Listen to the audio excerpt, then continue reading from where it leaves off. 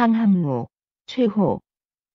황항로에서 석인이 쓴 황하거. 옛사람 이미 황하를 타고 떠나고 차지공여 황항로. 이곳엔 쓸쓸히 황항로만 남았네.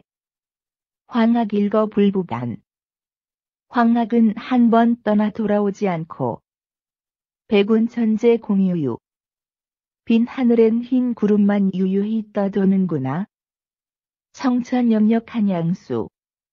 맑은 냇물 사이로 한양의 나무만 무성하고 방초 처처엔 무주.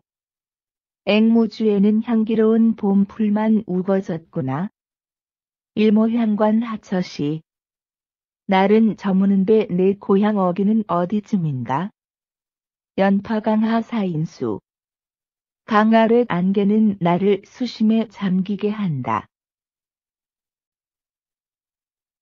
감상일 오세주, 황학루를 소재로 한 이 시는 칠언율 시로서는 청보의 명작으로 인구에 회자되는 유명한 시다. 1. 이 구를 보자. 석인이 쓴 황학거. 옛사람 이미 황학을 타고 떠나고 차지공여 황학루. 이곳엔 쓸쓸히 황학루만 남았네. 황학루는 선인 자아니 황학을 타고 이곳을 지나갔다는 전설이 서린유서 깊은 곳이다. 그 오랜 역사가 많은 사람을 이곳으로 오게 만드는 하나의 힘이다. 또 다른 하나의 힘은 중국인의 신선사상에 대한 신앙이다. 중국은 전통적으로 정치 이데올로기화한 유학이 현실의 국민을 이끌어가는 나라다. 그래서 그들은 현실주의적 합리성이 강하다. 그러나 현실은 합리적이지 못했다. 현실 정치에서 다수 백성이 궁핍하고 핍박받는 생활은 계속되는 것이다. 이러한 상황에서 백성이 현실의 불합리와 고통에서 벗어나는 방법은 신선이 되는 것이었다. 따라서 이곳 황학루는 이러한 민중의 소망을 만족시켜주는 신선이 실제로 출현했다는 전설이 하나의 사실처럼 믿어지는 그런 역사적인 장소인 것이다. 백성들은 현실적 괴로움과 고통을 겪을 때 이 황학루가 생각나는 것이다. 그들은 황학루로 몰려드는 것이다. 이곳에 오면 그들은 신선과 만나게 되는 것이다. 이 황학루는 신선이 정말로 나타났던 곳으로 인식되어 신선과 한 발 더 가까워진 느낌을 받게 되는 것이다. 일종의 보상심리의 효과를 주는 곳이라고 생각된다.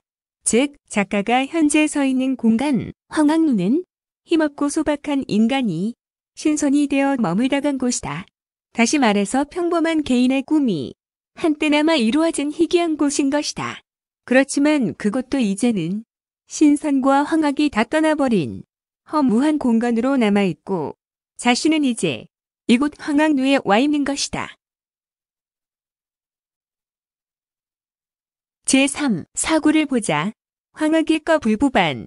황학은 한 번 떠나 돌아오지 않고 백운천재 공유유. 빈 하늘엔 흰 구름만 유유히 떠도는구나. 한때는 평범한 인간의 꿈의 실현체인 신선이 왔다간 이곳이 지금은 그가 타고 온 황학도 가버려 다시 돌아오지 않고 그때 황학이 타고 왔을 흰 구름만 남아서 천년 동안을 허무하게 한가히 하늘을 떠돈다는 것이다. 즉, 꿈과 현실과의 괴리를 더욱 깊게 하는 효과를 조성하고 있는 것이다. 제5. 육구절을 보자. 청천역력 한양수. 맑은 냇물 사이로 한양의 나무만 무성하고 방초 처처 앵무주. 앵무주에는 향기로운 봄풀만 우거졌구나. 이곳에서는 황학루가 서 있는 주변 자연에 대한 묘사가 펼쳐진다.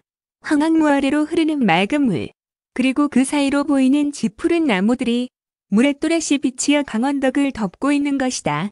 너무나 선명한 맑은 물과 그 물의 그늘을 들여오는 푸른 강원덕의 우거진 풀들은 황학루의 아름다움과 명성과 어울리는 경관인 것이다. 그리고 넓은 강물 속에 물에 투빈 앵무주 섬에는 풀이 우거져 그 향기를 뿜어내고 있는 것이다. 그 봄풀이 물에 어리어 강과 조화된 모습으로 선명하게 작가의 눈에 들어오는 것이다. 즉, 작가가 서 있는 황학루는 황학루의 유서 깊은 역사성과 흰 구름 유유한 파란 하늘과 황학루 아래의 강물과 그 강물과 어울리는 풀과 나무들이 화사한 봄을 맞아 화려하게 펼쳐진 그 어울림과 조화를 보여주고 있는 것이다. 7, 8 구절을 보자. 1. 모향관 하처시. 날은 저무는데 내 고향 어귀는 어디쯤인가. 연파 강하 사인수. 강 아래 안개는 나를 수심에 잠기게 한다. 여기서는 결국 모든 평범한 사람의 꿈의 실현체인 신선이 되어왔다가 다시 오지 않는 곳이다. 황학루는 평범한 인간의 좌절의 장소다. 이곳에서 작가의 현실적인 좌절이 다시 확인되는 곳이다. 작가 최호는 고향으로 돌아가고 싶은 것이다. 그러나 현실은 돌아가지 못하고 있는 것이다. 그는 역사적 좌절의 장소에서 자신의 좌절을 또 보는 것이다. 그것은 날 저무는 강 아래에 자욱한 안개를 발견한다. 그리고 그 정체되어 있는 자욱한 안개로 인하여 고향에 가지 못하는 암담한 자신의 현실을 환기하는 것이다. 그는 물 아래의 자욱한 안개가 자신을 수심에 잠기게 한다고 말하고 있는 것이다. 즉, 유서 깊은 황망루에서 역사적인 전설에서 인간의 좌절을 생각하고 이와는 대조적으로 봄을 맞아 화려한 황학루 주변의 자연 환경과의 대비해서 더욱 허무함이 묻어나는 것이다. 황혼이 내리고 그 기온 차이로 강 아래의 자욱이 안개가 형성된다. 자욱한 안개는 결국 불확실한 작가의 현실과 장래를 생각하게 한다.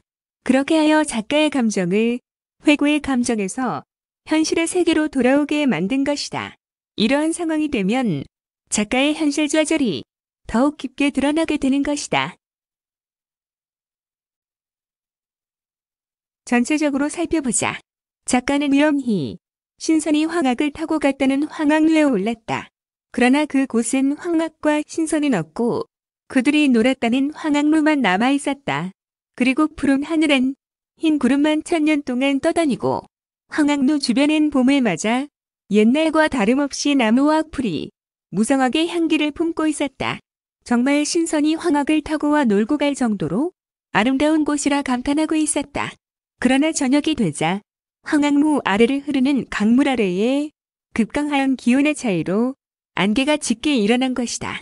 그 안개가 작가를 황학루를 소재로 한 역사적 회상에서 현실로 돌아오게 한 것이다.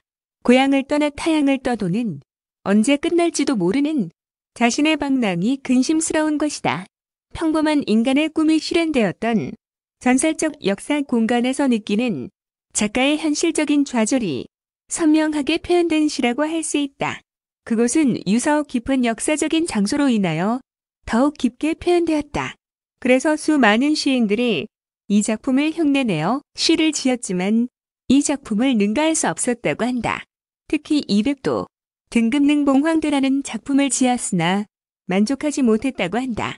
결국 그 경물에 가장 적합한 표현을 최후가 선점한 경우라고 해야 할 것이다.